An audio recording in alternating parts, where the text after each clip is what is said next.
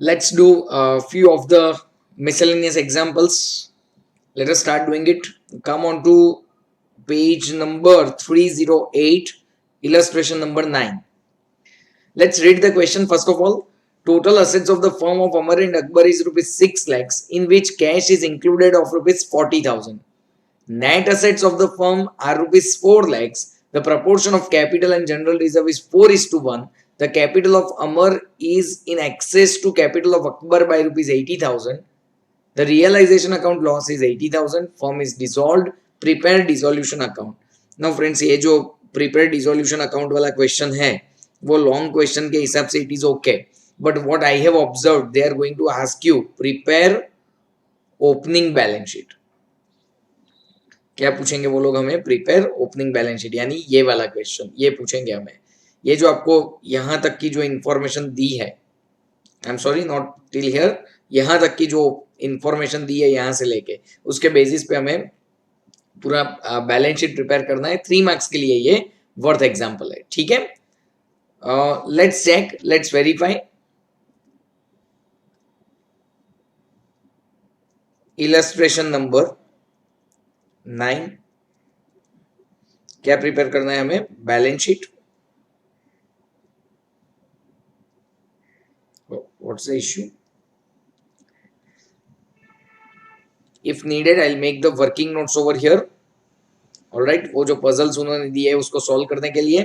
Let's read. Total assets of firm of Amar and Akbar is rupees 6 lakhs. Alright, asset side का total कितना दिया हुआ है? 6 lakhs rupees. Okay, you might be understanding कि asset का total 6 lakhs है तो लायबिलिटी का टोटल भी कितना होगा? 6 lakhs ही होना चाहिए. इन विच कैश इज इंक्लूडेड रुपीज 40,000. कहना इसे यहाँ पे कैश बैलेंस कितना है?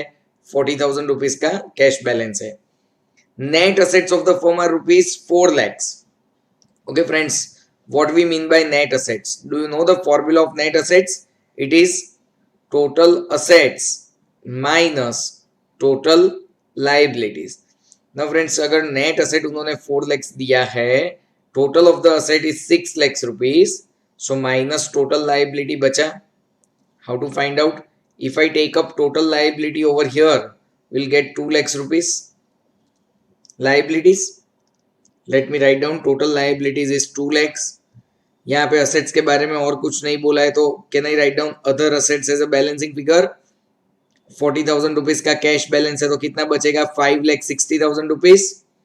ऑलराइट, आगे रीड कीजिए क्या बोला है उन्होंने. Proportion of capital and general reserve is 4:1. No friends, capital, obviously capital के अंदर दो पार्ट्स होंगे, अमर एंड अकबर. एंड यहाँ पे और क्या है? जनरल रिजर्व भी है. तो कैपिटल एंड जनरल रिजर्व का प्रोपोर्शन है 4:1. कहना इसे just for your understanding I am writing. अगर 6 lakhs में से 2 lakhs रुपीज की लाइबिलिटी है तो ये दोनों मिला के 4 lakhs होने चाहिए. Just for your understanding I am telling you. दोनों मतलब क्या क्या? कैपिटल एंड रिजर्व मिला के कितने होने चाहिए? 4 lakhs होने चाहिए. ठीक है, चलो देखते हैं. Here capital plus reserves should be equal to 4 lakhs और उनके बीच में जो प्रपोर्शन है वो है 4:1. Can we find out friends? 4 lakhs multiplied by 4/5 is capital, that comes to 3,20,000, and 4 lakhs multiplied by 1/5 is reserves यानी कि 80,000 rupees. Okay, so capital total कितना हो गया? 3,20,000 एंड जनरल रिजर्व कितना हो गया? 80,000. नाउ कैपिटल के बारे में क्या बोला है उन्होंने? The capital of Amar is in excess to capital of Akbar by rupees 80,000. तो देखिए, अमर एंड अकबर, अकबर का कैपिटल अगर मैं x अज्यूम करूं तो अमर का कैपिटल होगा x प्लस 80,000. आप लोग फिर से एक बार रीड कीजिए क्या बोला है. Capital of Amar is in excess of capital, excess to capital of Akbar by rupees 80,000, यानी कि अकबर का x होगा तो इसका x प्लस 80,000 होगा. कहना इसे दोनों का मिला के 3,20,000 कैपिटल दिया हुआ है. So let me write down this way. x plus 80,000 plus x is equal to 3,20,000. 2x is equal to 2,40,000. And can we write down x is equal to 1,20,000? Now friends, tell me x क्या था? अकबर का capital था, तो shall we write down 1,20,000 over here? And यहाँ पे क्या हो जाएगा? 2 lakhs. Why? Because अमर का कैपिटल x plus 80,000. कंप्लीट. तो ये हो गया आपका balance sheet. Let me tell you friends, 3 marks के लिए दिस इज वर्थ एग्जांपल. आपको पूरे डिसोल्यूशन अकाउंट नहीं पूछेंगे, सिर्फ ओपनिंग बैलेंस शीट तक का ही पूछेंगे. ऑलराइट, ऐसा ही एक क्वेश्चन हमें एक्सरसाइज में दिया हुआ है. पेज नंबर आ जाइए आप लोग 310 पे. सम नंबर 4 में, सॉरी 311 पे आ जाइए. 311 सम नंबर 4 में क्वेश्चन नंबर 6. Sum number 4 में question number 6. Let's read.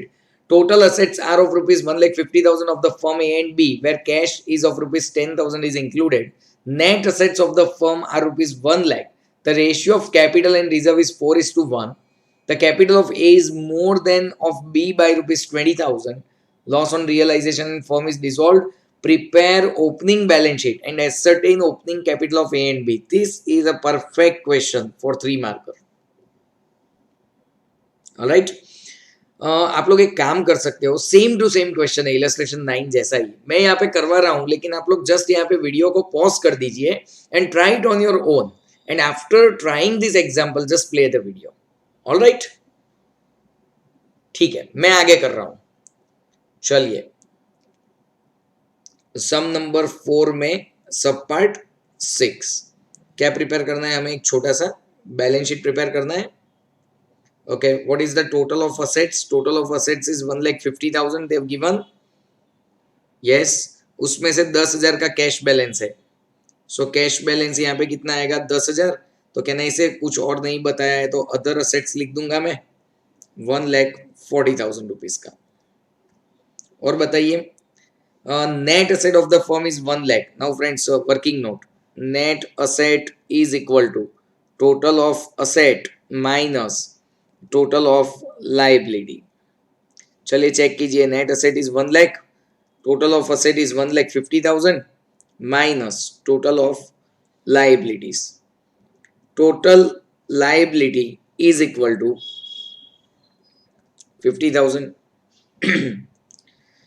Can we say ये टोटल अगर यहाँ पे 150 है तो यहाँ पे भी 150 आएगा.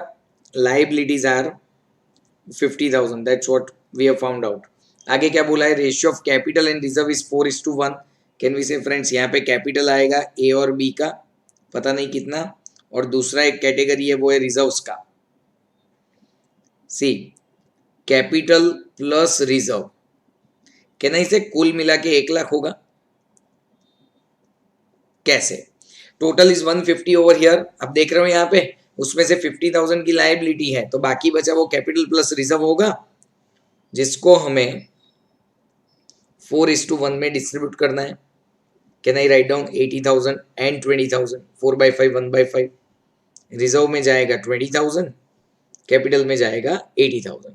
Now last part of the puzzle, the capital of A is more than B by rupees 20,000. See friends, A is capital, B is capital. B के कैपिटल को अगर मैं x अज्यूम करता हूं तो ये कितना हो जाएगा? x plus 20,000. And you know very well, सब मिला के टोटल कितना हो रहा है? 80,000.